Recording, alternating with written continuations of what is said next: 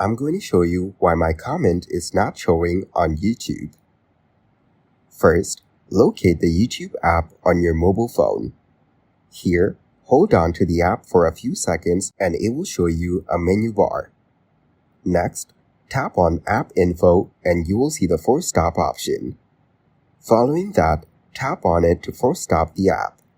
Force stopping the YouTube app can clear temporary glitches or cache issues. It resets the app's background processes, allowing it to reload and function properly. Then tap on the storage and cache options. After that, clear the cache and storage of data. It will delete all the unnecessary caches and files that are creating a problem.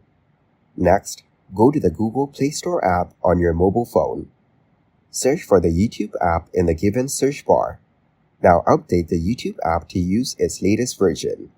Updating the app will help you fix the comment not showing on YouTube.